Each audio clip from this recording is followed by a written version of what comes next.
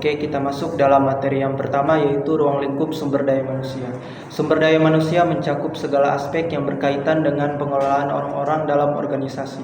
Hal ini meliputi perencanaan, rekrutmen, pengembangan, dan evaluasi kinerja karyawan untuk mencapai tujuan organisasi secara efektif. Yang kedua, definisi sumber daya manusia. Sumber daya manusia mengacu pada orang-orang yang bekerja dalam suatu organisasi dan berkontribusi terhadap pencapaian dalam tujuan organisasi tersebut. Pengelolaan SDM berfokus pada pengembangan, pemanfaatan, dan pemeliharaan sumber daya manusia agar dapat bekerja secara produktif. Tujuan utama manajemen SDM adalah memastikan organisasi memiliki tenaga kerja yang kompeten dan termotivasi untuk mencapai tujuan organisasi. Yang ketiga, peran sumber daya manusia dalam organisasi. Yang pertama, strategis. Strategis berperan dalam mencapai tujuan organisasi melalui pengelolaan dan pengembangan sumber daya manusia secara strategis. Yang kedua, operasional. Operasional memastikan operasional organisasi berjalan lancar melalui pengelolaan fungsi-fungsi kepegawaian seperti rekrutmen, pelatihan, dan kompensasi. Yang ketiga, transformasional. Transformasional berperan dalam transformasi organisasi dengan mengembangkan budaya kepemimpinan dan kompetensi karyawan yang dibutuhkan.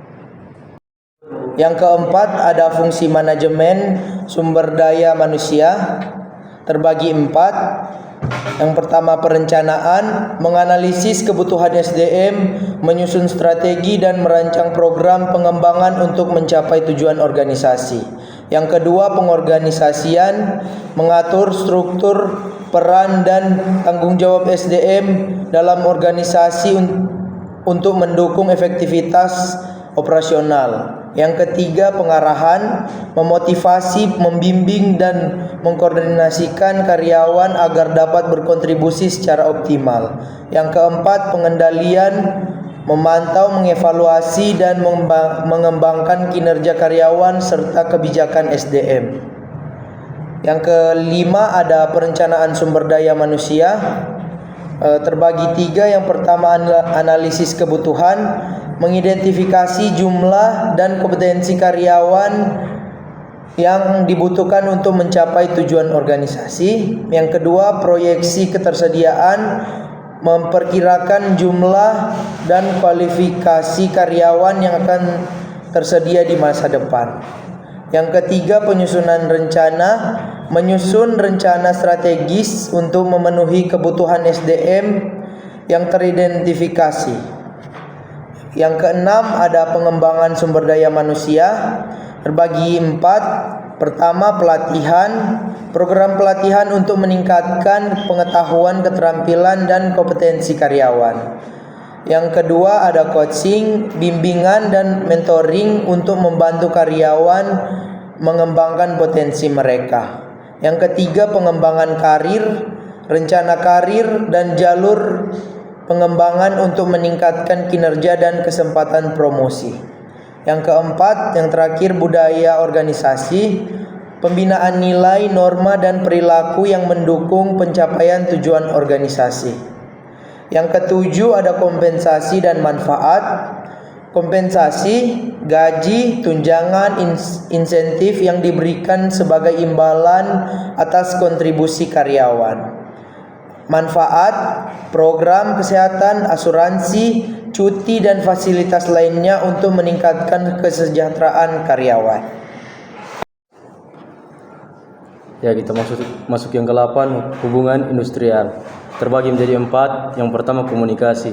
Membangun komunikasi yang efektif antara manajemen dan karyawan atau serikat pekerja. Yang kedua, resolusi konflik. Mengelola dan menyelesaikan perselisihan yang mungkin terjadi secara konstruktif. Yang ketiga, negosiasi.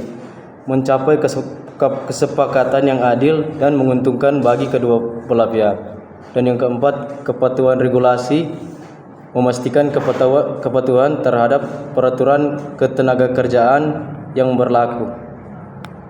Dan kita masuk yang ke-9, contoh kasus penurunan kinerja karyawan.